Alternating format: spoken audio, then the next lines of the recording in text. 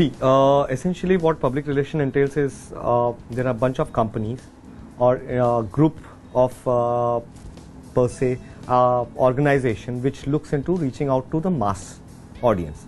So for them, PR essentially means reaching out to the people, sending the right kind of key messaging. This can work both ways. Now there is a B2B kind of format and B2C format. One is towards the consumer, one is towards the business itself, business to business variant. That means that entails there are three variants which goes into it. One is public relation per se, which is directly addressing the public, which is through different vehicles, that is your media vehicles.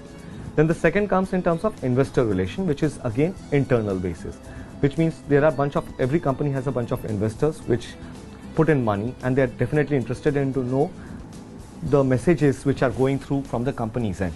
So what happens is that there are a bunch of people who are looking at the investors and addressing their issues, concerns, and providing day-to-day information about the company in terms of finance, in terms of its operation, in terms of its management, the philosophies, and vice versa. Now the third part comes into terms is public affairs, wherein you garner support. There is a particular firm or there is a particular message that has to be a consensus has to be built up about a particular message. So what you do is that you hire a public affairs agency, and what they will do for you is that they will start using different vehicles to put that message across and building a consensus on a particular issue. Now when we talk about PR per se, this is how we work.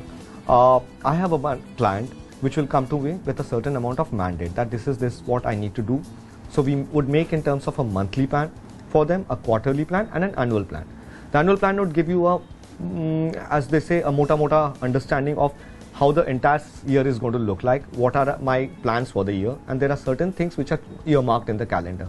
Per se, let's take an example of a financial plan. So there is a RBI policy which happens every quarter. So at that point of time, I will definitely like to, if I'm a financial client, that makes a lot of difference to me. Then the budget is another such occasion where we need to be seen, we need to be heard. Every company has its plan in place. They want to be seen as the leader, thought leader. So they will start working on that. So that would fall into my annual plan. Then there is a quarter plan. That means I fix up a plan for the next 3 months, how we are going to run. That means my releases, my future plans and these kind of things which come into picture. And then there is a monthly plan which is strictly operational.